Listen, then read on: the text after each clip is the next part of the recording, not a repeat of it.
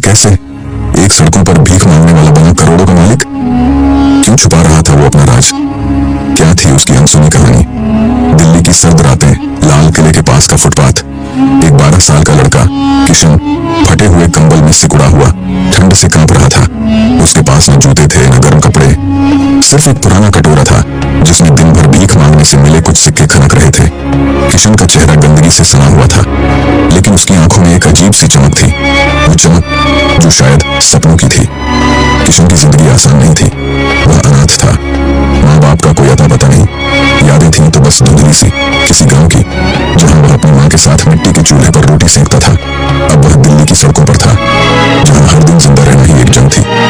सुबह से शाम तक वह ट्रैफिक सिग्नल्स पर भीख मांगता। कभी कोई दया करके 5 रुपए दे देता, तो कभी गालियां सुनने को मिलती। बाबू 2 रुपये दे दो, भगवान भला करेगा। उसकी आवाज में एक अजीब सा दर्द था। लोग उसकी तरफ देखते, कुछ पल रुकते और फिर अपनी गाड़ियों की खिड़कियां चढ़ाकर आगे बढ़ जाते। लेकिन किशन ने कभी शिकायत नहीं की। वो बस अपने कटोरे में सिक्के गिनता और सोचता, एक दिन मैं भी इन गाड़ियों में बैठूंगा। क्या था किशन का वो सपना? कैसे एक अनाथ भिखारी लड़का इतना बड़ा सोच सकता था? और क्यों उसकी कहानी हर किसी को झकझोर देती है? किशन की उम्र 14 साल हुई। अब वह सिर्फ भीख नहीं मांगता था, उसने सड़कों पर जिंदगी के कुछ सबक सीख लिए थे। वह देखता था कि कुछ भिखारी पैसे जोड़कर शराब पीते थे, तो कुछ अपने बच्चों को और भिखारी बनाने में लगे थे। लेकिन किशन अलग था। वह अपने सिक्कों को एक पुराने टिन के डब्बे में जमा करता था। उसका नियम था, हर दिन कम से कम 10 रुपए बचाने हैं। एक दिन लाल किले के पास एक बूढ़ा फेरी वाला जो गुब्बारे बेचता था किशन के पास आया। उसने किशन को देखा और पूछा, बेटा तू हमेशा इतना चुप क्यों रहता है? क्या सोचता रहता है?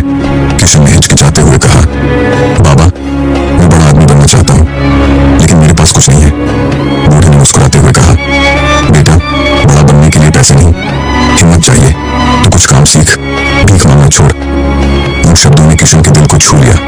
उसने उसी दिन फैसला किया, वह भीख मांगना कम करेगा और कुछ काम ढूंढेगा। किशन ने अगले दिन से छोटे मोटे काम शुरू किए। कभी वह सिग्नल पर अखबार बेचता, तो कभी दुकानों के बाहर जूते पॉलिश करता। लेकिन काम आसान नहीं था। एक बार एक दुकानदार ने उसे चोरी का इल्जाम लगाकर पीटा। किशन रोया, लेकिन उसने हार नहीं मानी। उसने अपने टिन के डब्बे में जमा पैसे गिने, 200 रुपए। उसने सोचा, इन पैसों से मैं कुछ शुरू कर सकता हूँ।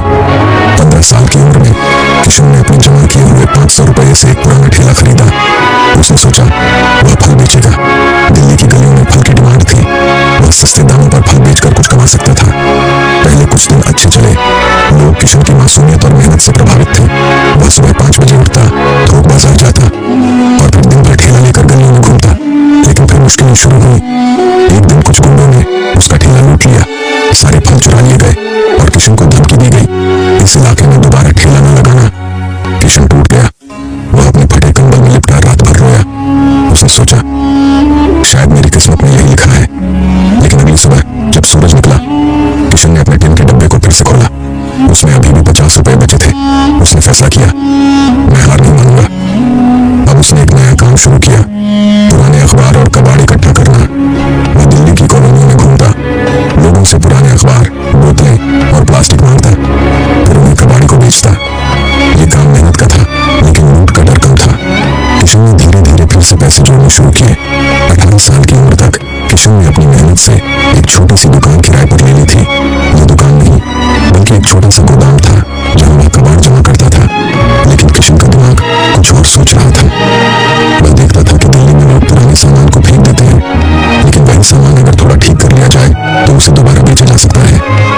एक दिन किशन को एक कॉलोनी में एक पुराना साइकिल मिला। वह टूटा हुआ था, लेकिन किशन ने उसे ठीक करने का फैसला किया। उसने अपने दोस्त रमेश से मदद मांगी। दोनों ने मिलकर साइकिल को ठीक किया, पेंट किया और चमका दिया। किशन ने उस साइकिल को 500 रुपए में बेच दिया। उसने मुनाफा कमाया, 300 रुपए। अब किशन को नया रास्ता मिल गया था। वह अब पुराने सामान, साइकिल, घड़ियां, रेडियो को इकट्ठा करता, ठीक करता और फिर बेच देता। लोग अब उसे कबाड़ी किशन कहने लगे। लेकिन इस बार यह नाम मजाक नहीं, इज्जत का था। किशन ने एक दिन एक पुराना मोबाइल खरीदा। वह खराब था, लेकिन किशन ने उसे ठीक करने की ठानी। उसने एक मोबाइल रिपेयरिंग की दुकान पर कुछ दिन बिताए और मोबाइल ठीक करना सीख लिया। उसने उस फोन को 1000 रुपए में बेच दिया। अब किशन का दिमाग और तेज चलने लगा। क्यों न मैं पुराने मोबाइल फोन को रिफर्बिश करके बेचूं? आजकल कोई सस्ता स्मार्टफोन चाहता है। किशन ने अपने गोदाम को एक छोटी सी रिफर्बिशिंग वर्कशॉप में बदल दिया। उसने अपने ब्रांड का नाम रखा नया जीवन मोबाइल्स। उसका मिशन था हर उस इंसान को स्मार्टफोन देना जो नया फोन नहीं खरीद सकता।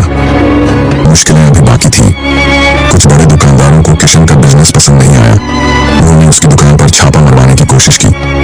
किशन को पुलिस स्टेशन के चक्कर काटने पड़े, लेकिन उसने हार नहीं मानी। उसने अपने बिजनेस को वैध किया, लाइसेंस लिया, टैक्स देना शुरू किया।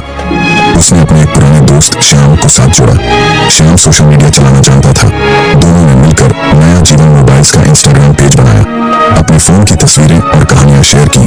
कैसे एक पुराना फोन किसी की जिंदगी बदल सकता है। एक दिन एक न्यूज चैनल ने किशन की कहानी कवर की। वो कहानी वायरल हो गई। अब लोग दूर दूर से उसके फोन खरीदने आने लगे। उसने अपनी वर्कशॉप को बड़ा किया और 10 लोगों को नौकरी दी। अब वह अपने सपने के करीब था। 25 साल की उम्र में किशन की कंपनी नया जीवन मोबाइल्स दिल्ली की सबसे बड़ी रिफर्बिश्ड मोबाइल कंपनी बन चुकी थी। उसकी वर्कशॉप में 50 लोग काम करते थे और उसके फोन अब पूरे भारत में बिकते थे। किशन ने बिजनेस को ऑनलाइन लॉन्च किया। पुराने लैपटॉप, टैबलेट, ईयरफोन भी अब उसकी लिस्ट में थे। उसने एक अनाथालय खोला जहां सड़कों पर रहने वाले बच्चों को खाना और पढ़ाई मिलती थी।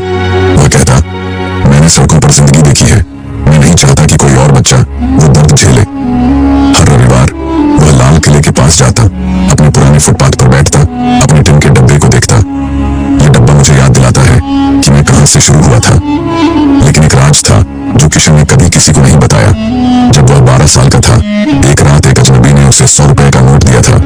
उस नोट के साथ एक चिट थी, बेटा ये पैसे बर्बाद मत करना, इन्हें अपने सपनों के लिए इस्तेमाल करना। किशन ने उस नोट को कभी खर्च नहीं किया। वह कहता, उस अजनबी ने मुझे नहीं, मेरे सपनों को जिंदगी दी। सालों बाद किशन करोड़पति बना। उसने उस अजनबी को ढूंढने की बहुत कोशिश की, लेकिन वह कभी नहीं मिला। किशन ने फैसला किया, अब वह भी दूसरों के सपनों को जिंदगी देगा। उसने एक फाउंडेशन शुरू किया जो गरीब बच्चों को बिजनेस शुरू करने के लिए छोटे लोन देता है। उसका मिशन था हर सपने को एक मौका देना। किशन की कहानी सिर्फ एक भिखारी की कहानी नहीं है, ये हर उस इंसान की कहानी है जो सपने देखता है। उसने हमें सिखाया मेहनत, हिम्मत और लगन से सब कुछ मुमकिन है। उसने अपनी गरीबी को ताकत बनाया, हर रुकावट को सीढ़ी बनाया और सबसे जरूरी अपने सपनों को हकीकत में बदला। क्या आप भी अपने सपनों को हकीकत में बदल सकते हैं? क्यों नहीं? बस जरूरत है एक छोटे से कदम की और कभी न रुकने की हिम्मत की।